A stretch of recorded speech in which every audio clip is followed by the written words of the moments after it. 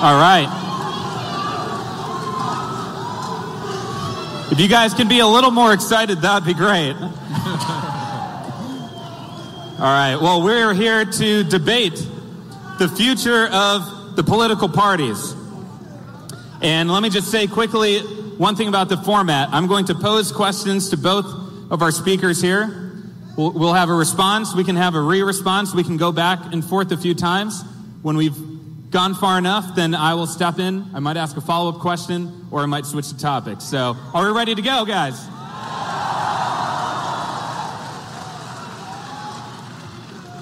All right, well, let's start with one of the topics in the news today, and that's healthcare. And I'm going to start with Ben. Are you proud or disappointed in establishment and GOP figures like John McCain, Lisa Murkowski, and Susan Collins for their vote on healthcare?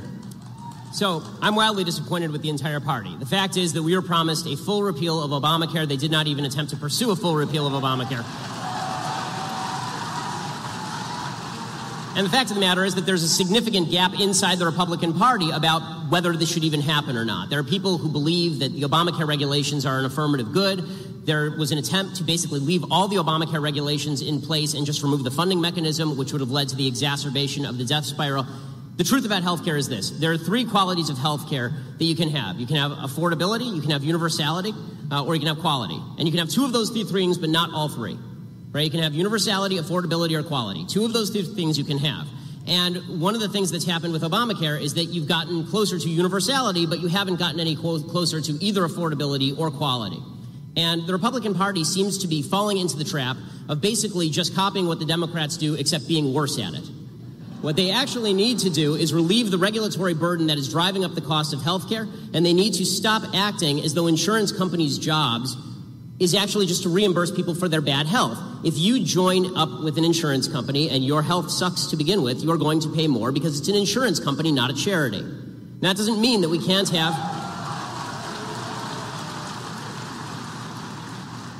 Now, that doesn't mean that we can't have some form of backup for people who have pre-existing conditions. I would hope that the social fabric would help fill that in. This is why I'm a big believer in charity and churches and synagogues filling that gap. But what we can't do is suggest, as the Bernie Sanders left does, that health care is an inalienable right, and therefore you can put a gun to my wife's head, she's a doctor, and you can force her to provide care at any cost you want to pay. You can't do that and hope to increase the supply of health care. Health insurance is not health care. They're not the same thing. And anybody who tells you differently is lying or trying to sell you something. Excellent.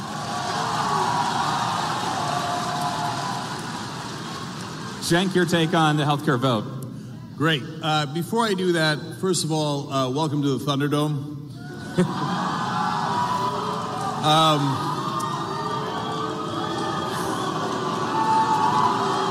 All right. Let's hear him speak. Guys, wait till he does something. I mean, in all seriousness, the reason that I kid around about that is that I really want to make sure that Ben's opinions are heard and my opinions are heard, and that this is an exchange of ideas.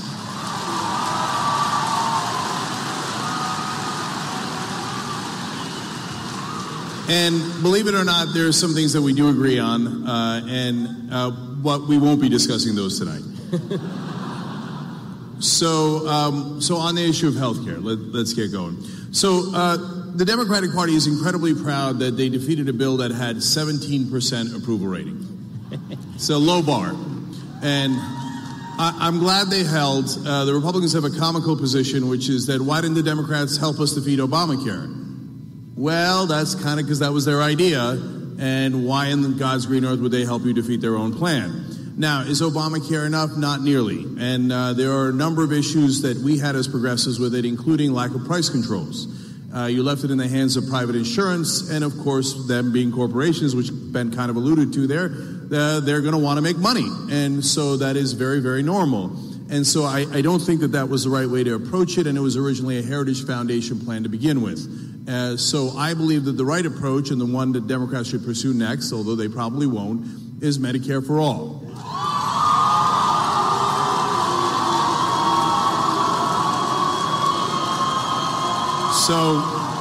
So real quick, let me explain why. Medicare polls at 77% and actually accomplishes the three things that Ben talked about. It's universal coverage, it is affordable, and actually gives you good insurance. That's why it polls at 77%. And Medicare for All now polling at 60%. Federally funded health insurance for everybody polling at 61%. So I tell to my Democratic friends, you might want to try something that's popular for a change. So, and finally, like on the idea that, hey, listen, everybody can't get health care. Well, this is not like furniture, which sometimes you allude to, Ben. You could have good furniture, bad furniture. I've had it all, right? That's optional. If you don't have good health care, you die. And so I view it as not something that capitalism should deal with, and I believe in capitalism, and I think they make great sneakers, but something that is about equality of opportunity. And you cannot have equality of opportunity if you're dead. So Medicare for all. Okay. Go ahead. So a couple of notes in response to the Medicare for all shtick. So this is Bernie Sanders shtick, obviously. The problem with Medicare for all is that when people say that it's affordable, this isn't affordable to the person who has the Medicare. It is not affordable to the country.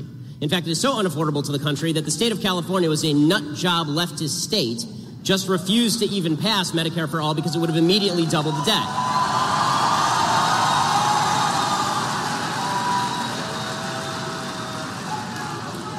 As far as the idea that medical care is a right, but it's not actually a good or a service, this is a way to make things less plentiful. If you declare things rights, but you don't actually incentivize the creation of those things, you don't get more of them. So the South African Constitution has right in there that health care is a right, that housing is a right. The fact is that you don't have good housing or health care in South Africa because just declaring things rights does not make them appear. What makes more things appear is a market-based system that creates more doctors, that creates more medical care, that creates more incentive for people to join up. So my wife is a doctor. That means she has to go through 1,000 years of medical training, and we have to spend hundreds of thousands of dollars to make her a doctor. The idea that you're going to have the government come in and then dictate the sort of care that she should provide to each particular patient and then dictate how much she should be paid for that care is going to lead to a decrease in the number of people who are going into the medical industry, which decreases the level of care overall. This is why I say that it is better to treat things as goods than as rights, because declaring something a right just means that you have the right to steal it from me. But declaring something a good means that you get a market process that leads to lower prices and better care over time. And the big problem we've had before Obamacare is that it was already treated quasi as a right.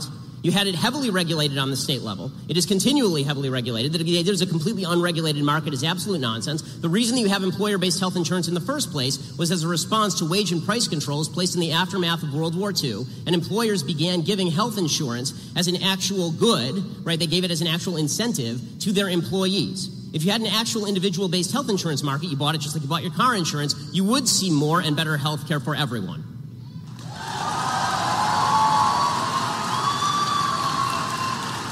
Yep. All right. So, Ben, I don't want to steal health insurance from you. I want you to be healthy. That's why I want Medicare for all. You just want to take my money and my wife's services. So, Republicans frame taxes as stealing. That's preposterous. So if we don't have taxes, well, we can't do all the things that we want to do as a community. Now, there are some things that we just talked about that we don't want to do as a community, we want to do as individuals. In fact, the things that we want to do as individuals are much greater. That's why we're a mixed economy, but largely capitalist. And I agree with that. And I run a small business myself, getting larger every day. So, but there are some things that the government should do. They should do the military, cops, roads, bridges, and yes, education and health care. That's because, conservatives seem a little confused about how health care works. Paul Ryan had a whole press conference about this. Ben a little bit alluded to it there. They're like, oh my God, it turns out the healthy subsidize the sick. Yeah, that's insurance. That's how it works. It's like the people with that are not getting into accidents are subsidizing the accidents. Yes, that's car insurance. That's how insurance works. And yes, taxes work in that we all decide we're going to do X, but we're not going to do Y. And I think it is fair for society to say that, yes, we are going to do health care for everybody. Everybody. We're not going to leave 20 million people uninsured. We're not going to leave 30 million people uninsured. That's not what we do in a civilized society.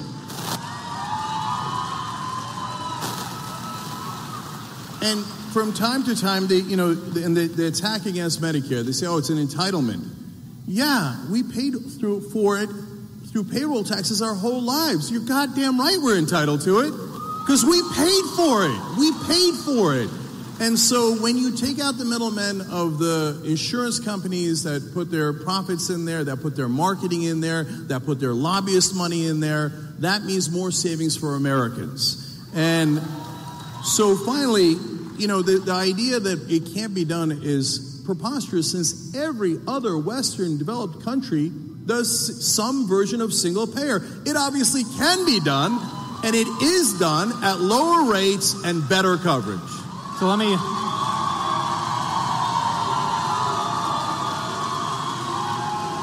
add something to his question, and you can respond to it if you want to, but Cenk referenced Paul Ryan. When the Republicans took control of Congress, Paul Ryan, the Speaker of the House, famously said, we need to switch from being an opposition party to being a proposition party. So what's your evaluation, Ben, of their efforts in that direction to unite the party and move legislation forward? I mean, we all have eyes. They suck at it. I mean, and Paul Ryan is not exactly my go-to guy when it comes to political acumen and genius. So I'd more want to respond to some of the contentions that Cenk was making about Medicare for all and single-payer health care. A couple of things. One, when you say we pay for it, that's not technically true. The idea that everybody who's paying into Medicaid paid for it and now they get out what they paid in is obviously not true. It is a redistributive program, and to pretend otherwise is just silly. The people who are paying the payroll taxes are not the people who are taking out through Medicaid, obviously. Can I just address that super quick? So if we're talking about Medicare, right? Not Medicaid. Right. So in Medicare, so you're both correct and incorrect. So it's not like I put in $20 and I get $20 back. That part is true. Right.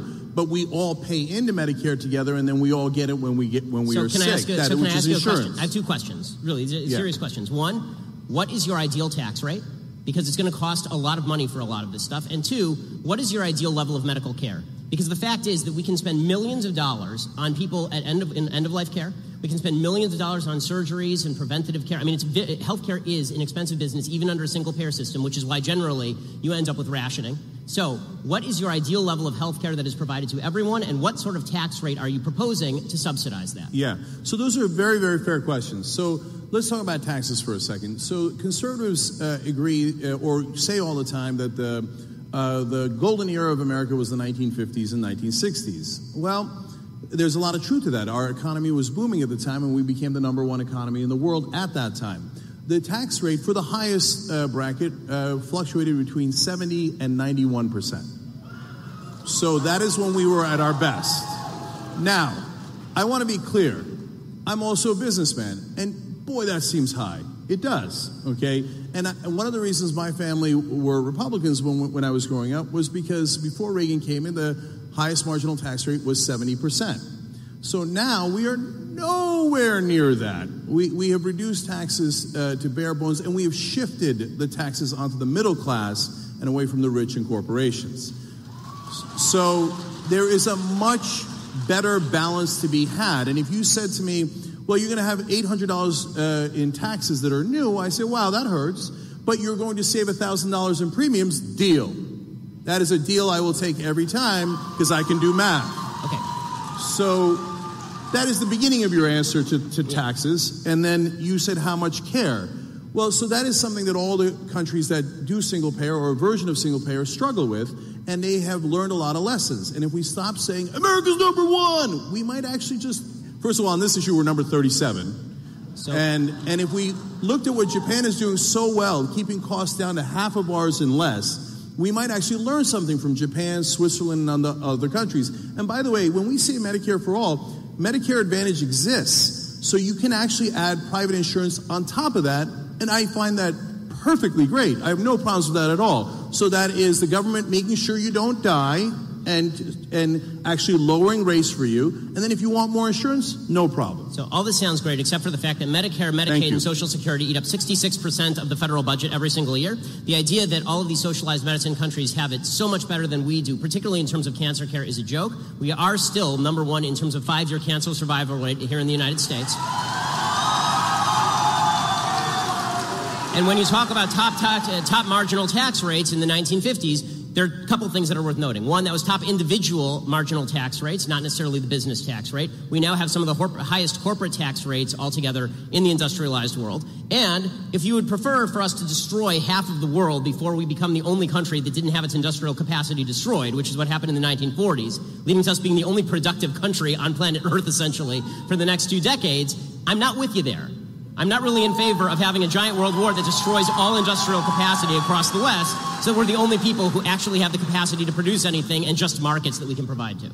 Right. So, first of all, it is fair to say that, of course, the 1950s and 60s were different. We'd just come out of the war. So, but you have to consider all the different factors. So one was that factor, and the other factor that was the one I mentioned. So when Republicans or conservatives say, well, high taxes by definition will lead to slower growth, well, we know because of our experience in the 1950s and 60s that isn't true.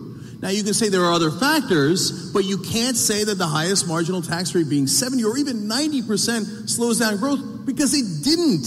And it wasn't in Japan and Switzerland. It was right here. And by the way, as a guy who grew up Republican, I was surprised by that too. I was surprised that Finland's system of non-competition in schools worked, but it does. So we have to be open to facts and understand. So, and on the issue of where we're good and not good in healthcare, sure, there are different areas where we excel. But Ben, honestly, you're cherry picking there one particular area that we're good. Overall, we're number 37. That is not a good result. Well, you have to break down what that means. So we're not dying from cancer, we're dying from other things. It's empirical. We are not as healthy.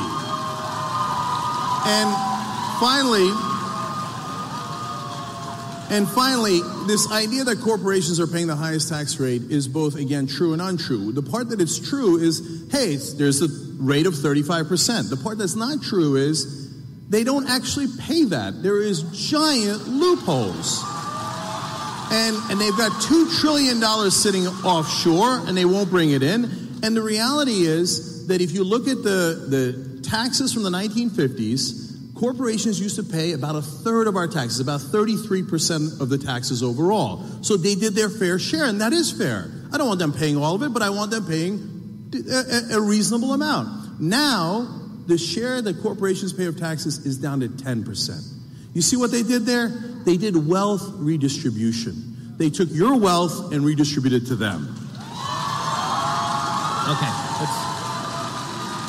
Ben, I'll let you respond to that. Yeah, one more quick point, and then Sure. I'll be done with this, because we can do healthcare for 8 hours here. But two things. One, I'd like to know which tax deduction. When people say tax loopholes, a tax loophole is just a tax deduction that's available to everyone, and some people take advantage of it and some people don't. I can't take advantage of certain corporate tax deductions because my business isn't in those businesses, for example.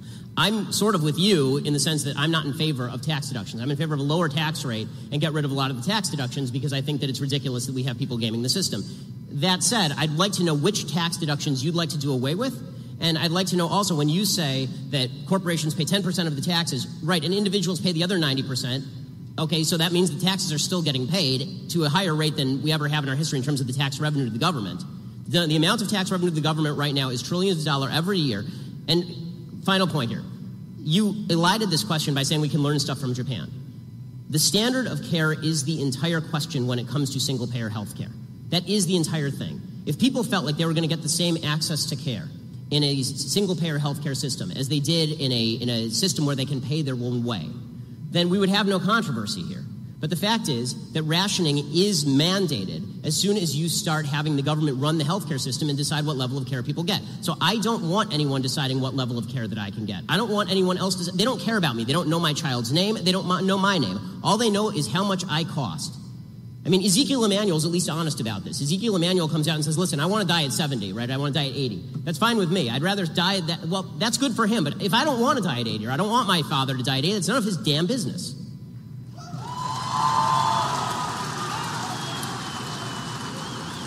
So So when you say tax revenue is at its highest point, now you know that that's misleading because everything economically is at its highest point, meaning that we have a lot more people in the country than we did in the 1950s and 60s, so hence we are collecting more overall taxes. But the reality is, as a percentage, it is clearly down. The top bracket now is around 39%. It used to be at 91%. That's inarguable, right? But our economy is significantly larger than it was then, and part of that is because of reductions in taxes over previous decades. Well, we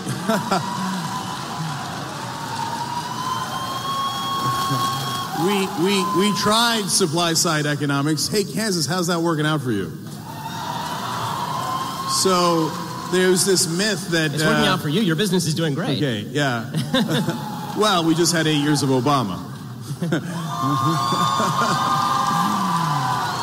So the tax rate is clearly lower for the richest people in the country. It is clearly lower for corporations, in effect. It is, and so to say that it's a record collection is misleading. So in terms of the healthcare and how that relates to the government, by the way, on one more thing on taxes, you said, name me a tax loophole. Mm-hmm. So yes, there are plenty of those. For example, they hide their money offshore. They do tricks like the double Dutch and the Irish sandwich or the reverse. And I would end that. I would say, hey, you know what? If we've got a 35% rate, here's the new rule. You're going to pay 35%, okay?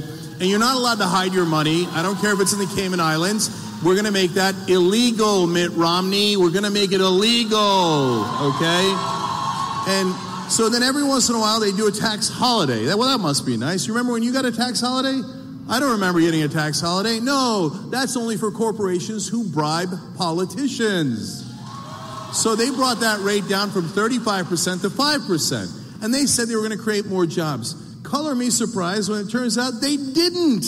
They offshore taxes. They took that 30% extra, put it in their pocket, gave it to their executives, and created no new jobs. Because that's how it works if you just trust corporations to do the right thing. Corporations are not evil.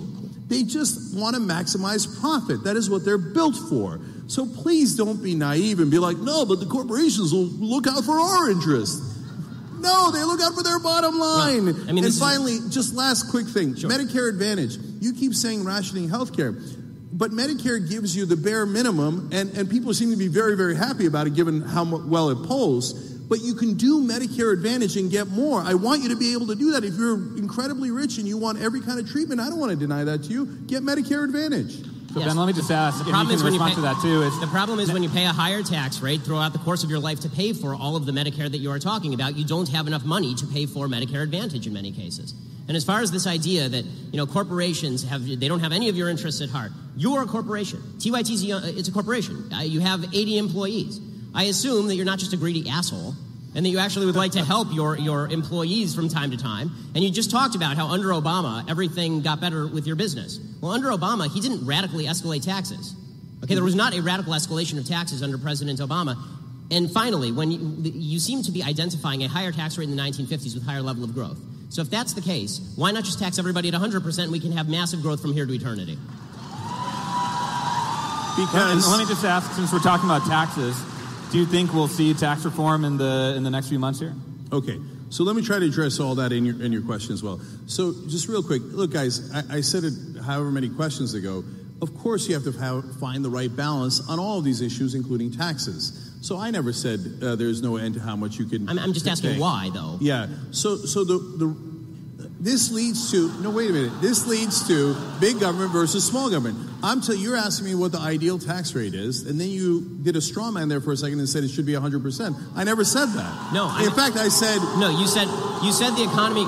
Let me understand. You said the economy grew faster when the top marginal tax rate was 91%. So I'm asking you, why shouldn't the top tax rate or all tax rates be 91%? You seem to be identifying a higher rate of growth with higher taxation. So I'm asking you, on principle, you keep talking about the glories of a mixed economy. So now tell me about the glories of capital. I've heard about the glories of high tax rates. I've heard about the glories of government-provided health care. Now tell me some of the glories of actual capitalism, which is the basis for all the things you're talking. Tell me why it's good. Right.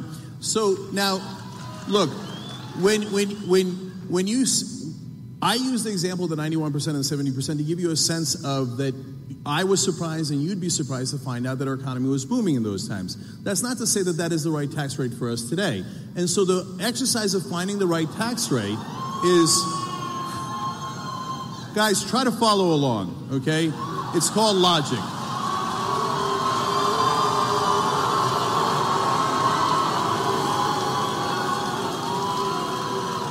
So it would be preposterous to set the tax rate at 0. It would be preposterous to set it at 100%. So what we have to do as a society is figure out where we can maximize the most amount of good for the country. Should it be closer to 0 or closer for the to 100? government, but not too much away from us. So, for example, the reason why when taxes are higher, it winds up being better for the economy is because it recirculates the money.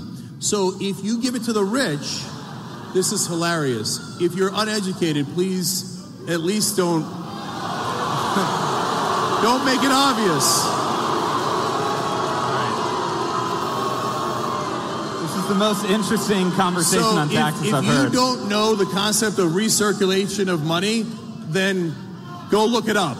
And so the way that it works is that when the middle class has more money, disposable income, they spend it. Why? Because they're not living in the lap of luxury. They're not saving it for their yacht. So they need to buy food for their family. They need education for their family. So they spend it, and it goes back into the economy. If you just give it in supply-side economics to the rich and hope that it trickles down on us eventually decades later, what they wind up doing with it is something that is logical. They save it. But that means it does not recirculate in the economy. And that is why when you have lower taxes, ironically, the economy does worse.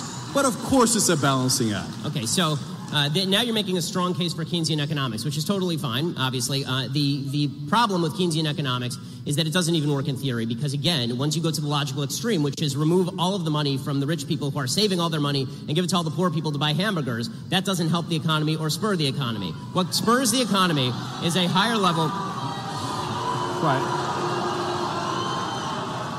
What spurs the economy is the creation of new products and services, and that is only going to be done by people who have expendable capital to actually invest in the new products and services that we all enjoy. This is what creates economic growth.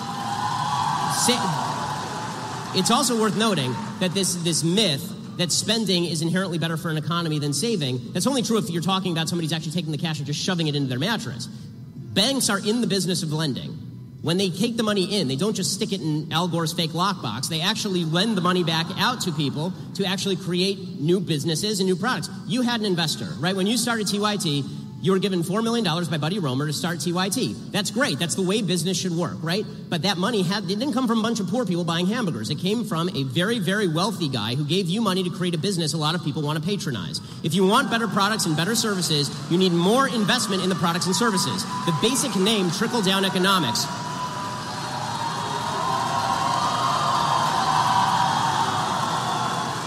The basic name trickle-down economics is not something that any conservative even proposed. It's a leftist revision of what economics actually is, because you're not giving me the money.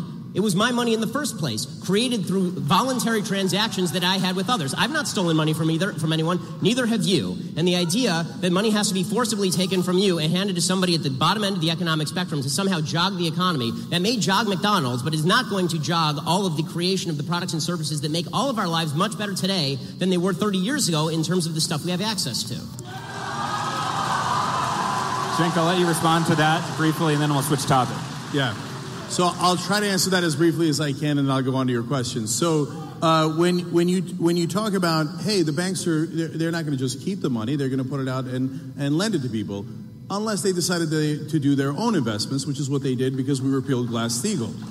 So it's not as simple as, oh, I have money, so then I will now utilize it or I'll lend it out. So that is way oversimplistic. Speaking of oversimplistic, to say that, oh, well, they'll go buy hamburgers with it, come on. You were the one who said food. The middle class is struggling right now. And we've turned this into a Walmart economy where people are getting $7.25. And that if you're getting around $10, I think that's about $15,000 a year. So that is serious pain and difficulties. So if you give those people money, it's not like, I just want to go get a hamburger. No, they desperately need that money. And they will spend it all back into the economy. So that's an economic fact.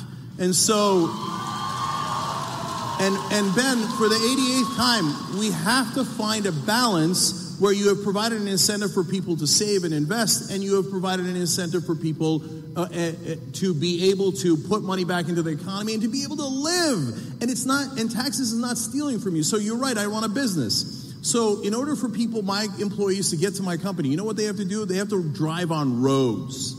Okay, so it's not stealing from me to build that road. That helps my business. They had to go to school. The fact that they went to public schools allows them to work for me. All these things are things that I benefit from. I didn't build that company by myself. Every single person that works there helped me to build that company. And that's what it means to work together. Okay, so to answer Steve's question finally, look, what is this Congress going to do on tax reform? And Ben and I disagree on this, too, because we just talked about it a second ago. And this is just political prognostication, but I think that the Republicans will definitely pass tax reform.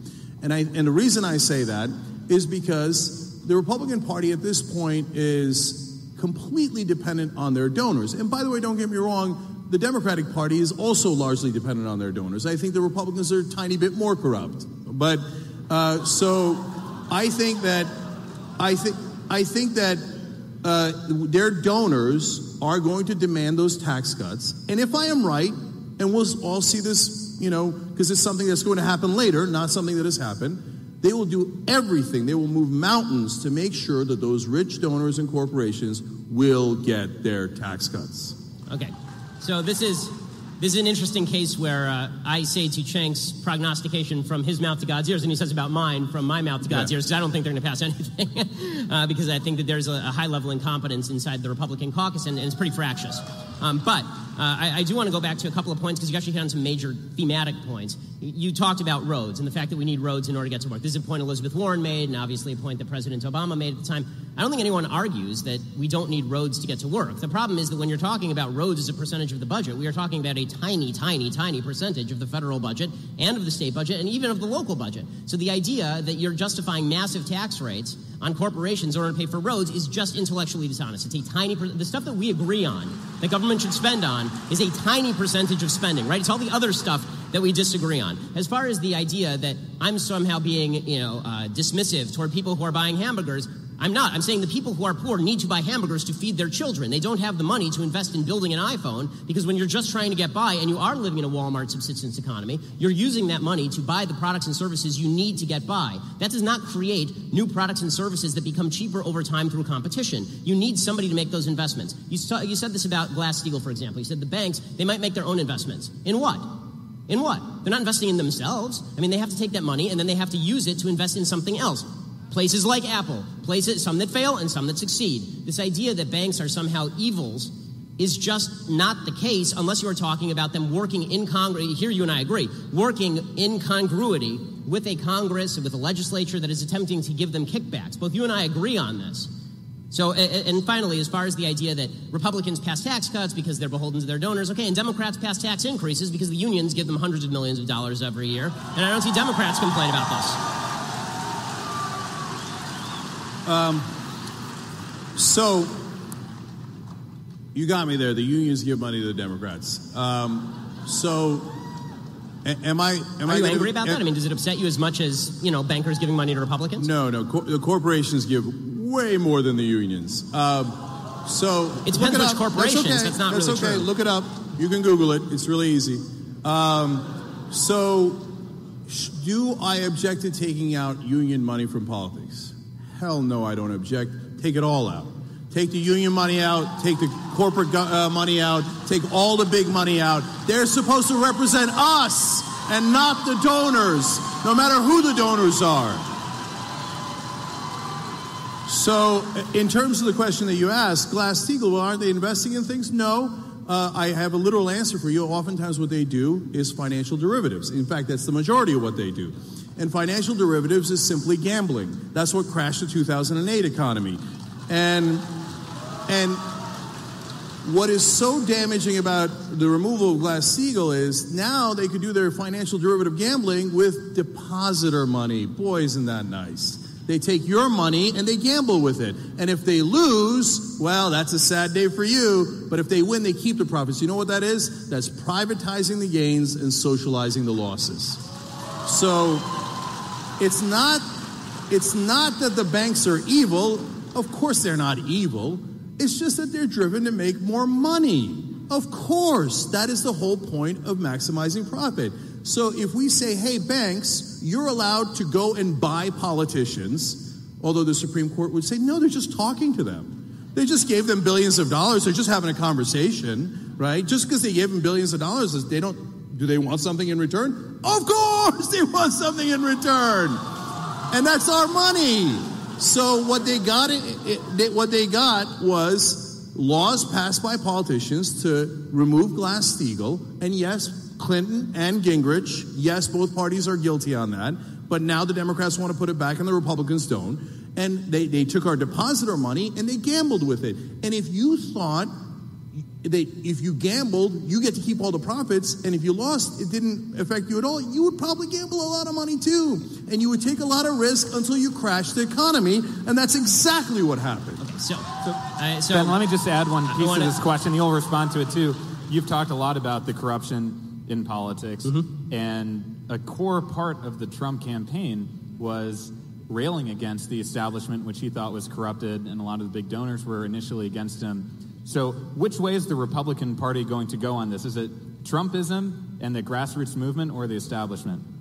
Well, I mean, when it comes to money in politics, I think that breakdown doesn't really hold. I mean, the fact is that President Trump, during the campaign, talked routinely about how he engaged in putting money into politics. So, I mean, this is a game that a lot of people are playing. It's kind of a weird question. But as far as the idea that all money should be out of politics, here's the problem. Okay, TYT, we both have corporations, and we expound upon politics every single day. And we motivate thousands of people, right, every day on both sides of the aisle. That is effectively an in-kind contribution. Now, you campaigned with Bernie Sanders. Did you do it because you expected? That's fine. Did you do that because you supported Bernie Sanders, or did you do that because you expected some gimme for TYT in return? I assume you did it because you supported Bernie Sanders, right? Yes. So, okay. So the point that I am making is to attribute to everyone else bad intent when it comes to political spending in politics, but to yourself, it's totally fine. And when it comes to other media entities that give in-kind contributions on a regular basis through their coverage, this is when the New York Times, which is biased to the left, spends an inordinate amount of time and money reporting on Mitt Romney's idiotic stories about how he was in high school and cutting a gay kid's hair in 1932. If you're saying to me that is less impactful on the political sphere than a corporation, which is a group giving money to a political candidate for purposes of supporting that candidate, I fail to see how you can say for yourself that you are innocent in this, but everyone else is guilty. I don't believe that. Either everyone's guilty or everybody is innocent, or if you can find the actual cases of guilt where there's a quid pro quo, then we agree. That's prosecutable, right? Yes. So, other point. When you talked about the 2008 economy, you talked about Glass-Steagall and how this led to the crash. The real reason that the crash happened had far less to do with Glass-Steagall. I opposed the bailouts, by the way. It had far less to do with Glass-Steagall than it had to do with the fact that the federal government was actively promulgating the notion that corporations should give subprime mortgages to people who are not qualified as people who could take out loans.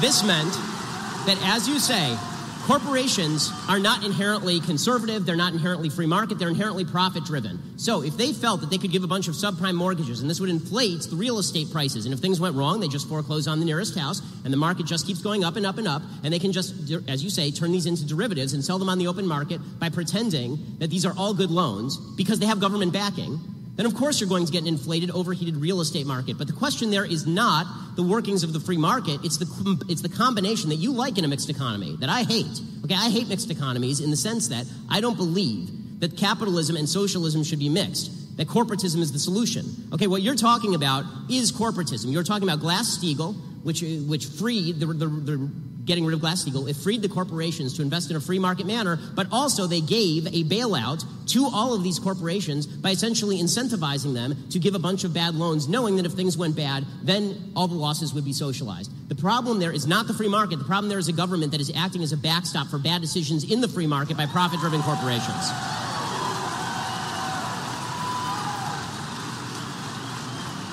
Okay.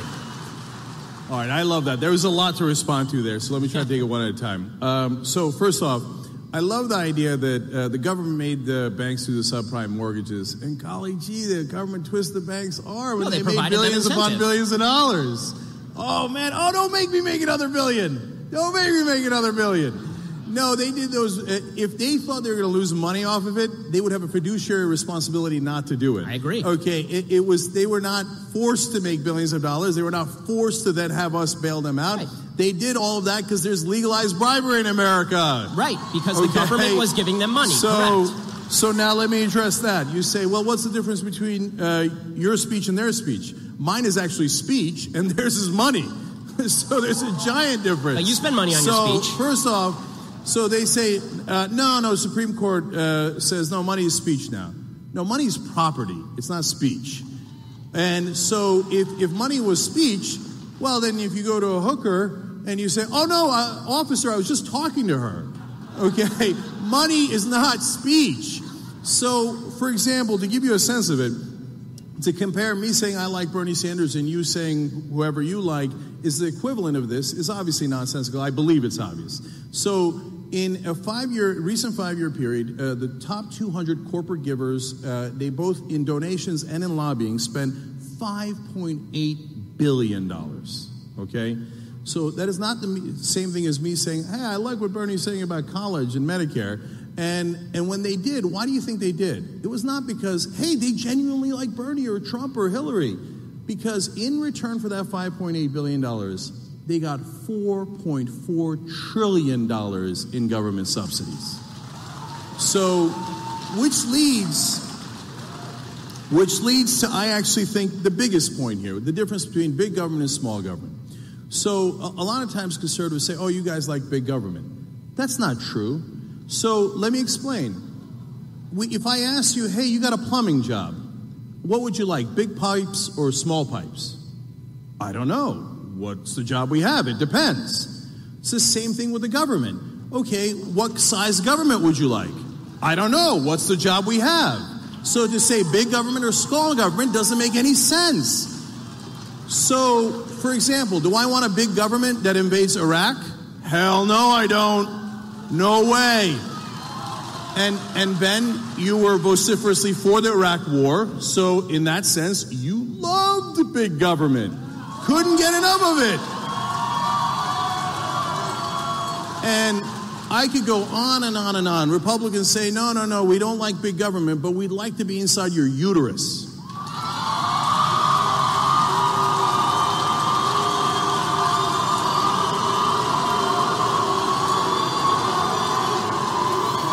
So just admit it. It's no problem. Just say it. Say, I love big government. It's okay. So you're talking about when you like tax, when you're rich and you want tax cuts. Oh, no, I don't want big government. I want small government.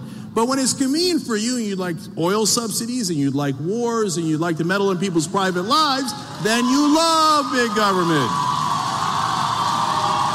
Okay, I need to respond to some of that. Yeah, definitely. So first of all, I'd like to point out that Cenk's big government, small government dichotomy was proposed by you, not by me. I talk about the proper scope of the government's involvement in particular areas the same way that you do, and we may disagree on all of that. My point is that overall, if you're talking about the level of government spending, it needs to go down, and you believe that it really needs to go up. Okay, so it's disingenuous. It depends. Not on war, does it? No, but overall... Not on the war on drugs. Not on so many of those wasteful programs. It depends, but let me... Overall, you want the federal budget increased. Overall, I would like the federal budget decreased. To pretend that this is not true is to lie. Okay, and when you suggest that there is no difference between, we just have different visions of what the government should cover, these things cost different things. Okay, the war in Iraq was very expensive. You know what's more expensive? Social Security, Medicare, and Medicaid. All of these are vastly more expensive than the war in Iraq and Afghanistan. We paid into it. Now, as far as this, again, going back to this idea that, again, I don't like this big government dichotomy any more than you do, in the sense that you say, well, it's big government for the government to get inside people's wombs. And I say that it is the government's job to preserve life, liberty, and property, and one of those things is life.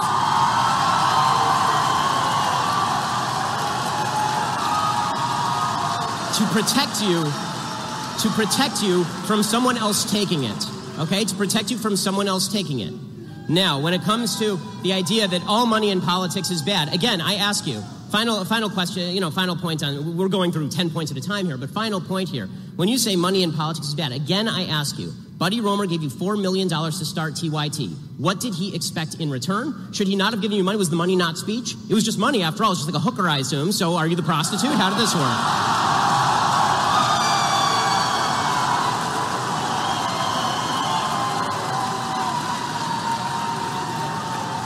When you take money from Al Jazeera, does that make you a hooker for the Qataris? How does that work? That was an awesome conflation. Okay, we were talking about money in politics and how money is not speech when you give it as a campaign donation, and you turn it around to a business investment. You know, in a business investment, it has nothing to do with speech. Money is money. They gave us an investment, because they believed in our business. That has nothing to do with politics. That's great. And you think the government is in the business of regulating business. So if the government is in the business of regulating business, what would be the problem with the government telling Buddy Roemer he is not allowed to invest in your business? No, those are two different issues. No problem. No, one thing is to say, hey, let's set reasonable limitations on what can happen around elections, which is, again, what most developed Western countries do. So, and they have different versions of that rule. There's ads you can run, you can't run ads within a certain period of time. You have public financing versus private financing. Those are rules around an election. That is a completely different issue than the government saying randomly you can and you can't invest in businesses. Why? So you're conflating those two issues that have nothing to do with one another. Why? So let's just what does why mean? Because it's you believe in education, so why don't you believe in healthcare? Because it's a free country, and I get to spend my money wherever I damn well please. So as we're coming to the close here, we're going to do one more. I got to ask him. All right, very quick. So very quick. You damn well please. Okay, so when the Koch brothers or Bloomberg or Soros puts in hundreds of millions of dollars into elections, you think, well, I just do them because they're good guys and they damn well please buying all those politicians. Or you think, no, the politicians would never be affected by hundreds of millions of dollars in legalized bribes. Okay. And you can't just spend your money anywhere you want. Of course there are rules. You can't bribe people. Right. There's many things you can't do with your money. And one of those should be bribing politicians, but we made it legal. Cenk. So I'm curious what your opinion on that is. Do you think that they're just golly shucks? They just mean well? Cenk, you're a lawyer, so you know that bribery requires two parties to the bribe. If I give money to a politician, there must be something in return. If there is no quid pro quo, there is no bribery. You think there's nothing in return? Well, you think the politicians don't do those favors? I think very often there is something in return. But I want you to point me to the things that are in return, not just say that all spending on politics ought to be forbidden except for the Young Turks. No, that is of course not what we say. If you want to get money out of politics and then you said the Young Turks cannot donate money to politicians, I'd say, of course, that's the whole point of getting money out of politics. Wait, so so this idea that you, Cenk, come on. It's so disingenuous. Even if you're a Republican and you're a conservative, you think there isn't crony capitalism? You think that $4.4 trillion that went in subsidies isn't question. Because they got campaign donations? You know it's because they got campaign donations. Cenk, okay, final question. This is going to be the last word on this. Final thing here on this, okay? Final question on this. So, Young Turks is super successful. We have 80 million uniques. It's wonderful. Do you think Bernie Sanders would care more if you gave him $10,000 or if you dedicated your entire network to kissing his ass for an election cycle?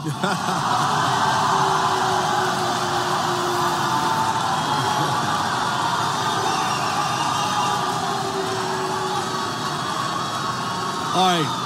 So, two things about this. First of all, I think you and I will agree that what we did in praising some of Bernie's programs, a lot of Bernie's programs, but not all. For example, I disagreed with him on guns, and I thought Hillary's education program was slightly better than Bernie's. And by the way, I agree with the Republicans on the Export-Import Bank. So it's not blind allegiance. That is not what we do, not remotely, okay? Second of all, I think you'll agree with me that the mainstream media kissing Hillary Clinton's ass for 2 straight years was a much bigger problem. Would you outline? Now, the distinction that you're asking for, and now I've answered, I think, 4 times is, one is speech, and by the way, protected, you said life, liberty, and pursuit of happiness. I think we all agree to that. I got a big applause line. I also agree. And in our Constitution, the First Amendment is right to speech and freedom of the press. So that is that rubric. Money is not in the First Amendment. There is no right to spend money on politicians. Money is money, speech is speech. All right, so let's do rapid fire now as we come to the close here. I think, by the way, there's wide agreement about the corruption in politics, maybe different ways of how to deal with it, but this has been a very good conversation. So I'll go first to Ben. As we look at 2020, what will be a winning message and who will be a winning candidate on the Republican side in 2020?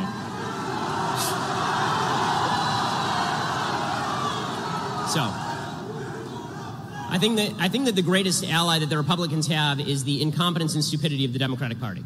The 2016, in fact, I have a feeling that Cenk actually might agree with me on this. The 2016 election, Donald Trump became president of the United States, right? Hillary Clinton was the worst candidate in the history of mankind, and that had so. You know, the Republican message I never thought was a particularly losing message. I just think that what we have right now is such a polarized politics that it's going to be very difficult for anybody to pass anything in this climate. I also think that what we have almost a reactionary feel on both sides. Like, what I like about this debate is that we're actually talking about ideas, which is actually pretty rare in this sphere.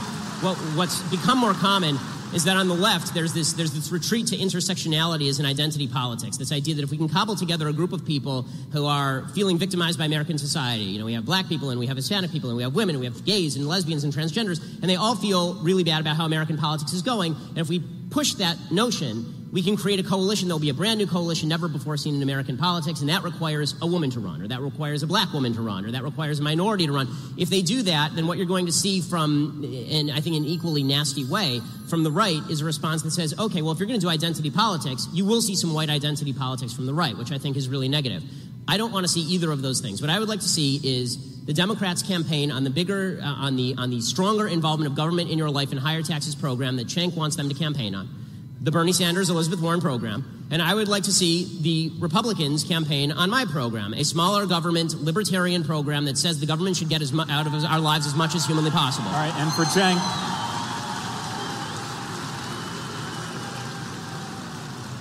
Cenk, what will be a winning message and who will be a winning candidate for Democrats in 2020?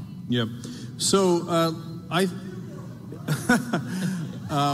Wouldn't it be weird if this ended up being the stage? That's what I told you guys backstage. This is a presidential debate. Okay, so, look, Ben, you said earlier that you didn't set up the big government, small government paradigm, but you just said you want them to run on a small government yes. platform. A less involvement in American again, lives, yes. Small government doesn't make any sense. So let's break it down. You asked me about particular issues, so I'll give you one. So you were in favor of the Iraq War. That cost us at least $1.5 trillion. Then people turn around and say to Bernie Sanders, well, I mean, college for your kids are middle class. That's unaffordable. That's way too much money. You can't do that. That costs $75 billion a year. First of all, college for your kids, you know what that's called? That's called the American dream. And for one Iraq war, for the cost of one Iraq war, we could have gotten 20 years of free college for all those kids and the American dream. So it isn't about big government or small government. It's about what do we do with the money. So that $1.5 trillion could have gone to us, could have gone to the middle class, could have gone to a better economy. Because when you go to college, you come out, you start businesses, you engage in this market, and you make things better, and you employ people. We could have used that for us. Instead, we wasted it in Iraq. And, by the way, I believe, Ben, you want to get tough on Iran, you want to rip up the deal, etc. If you thought the Iraq war was a waste of blood and treasure, wait till you get a load of what happens in Iran. So we're not going to make that mistake again. We're not going to make that mistake again. So what would I run on? Look, this idea of the identity, that Democrats run on identity politics, and some of them do. But let's not forget that Republicans do the same and worse. Who was the one who came up with the Southern strategy? That was the Republican Party. And the Southern strategy was, let's go get racist white voters in the South. That's a fact. So,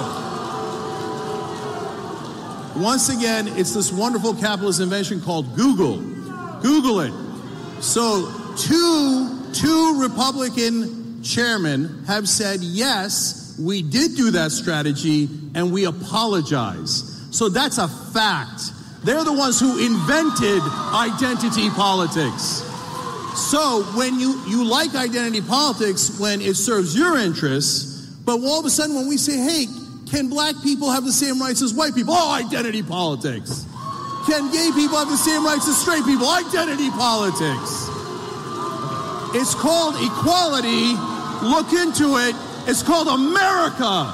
Okay? All right, well, I think we now know. USA! USA!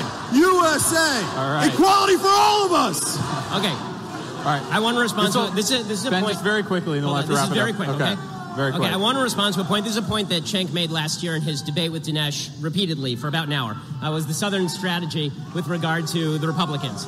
Okay, I'd like to point out the idea that the entire South solidly moved into the Republican category because of the Civil Rights Act is historically false and has been debunked multiple times by people ranging from Sean Trent at Real Clear Politics to professors at the University of Pennsylvania. And there's a bunch of ways to debunk it, including the fact that the Congress did not switch Republican in the South until 1994.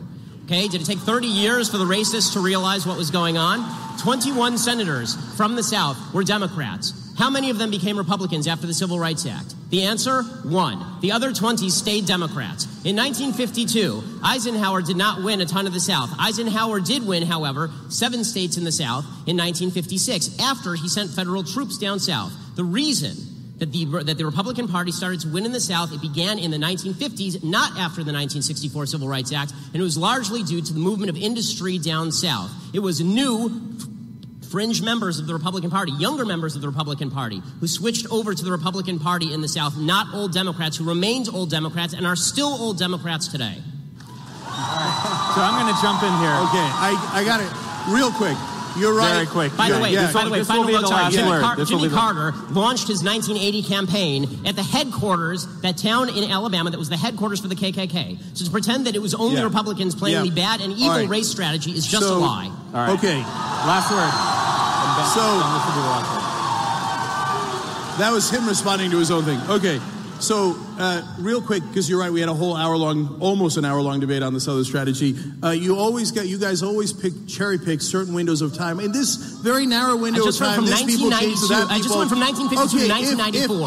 Hold on. If you're so right, why did two heads of the RNC come out and say, yes, we did the Southern strategy, and we apologize? Why did Pat Buchanan say to me on MSNBC, yes, we did the Southern strategy, yes, we got whites to vote for us in the South, and we had a good run? Okay, it wasn't me saying it was Republican leaders and Buchanan who did it at the Nixon campaign, admitting that was exactly the strategy. And there were some members of the Republican Strategy Council who were doing evil things. That doesn't mean all the people who voted for the Republicans were voting for them because of those things. And to impute that motive to tens of millions of people down south is to ignore not only every public opinion poll done, but also to fail to recognize history.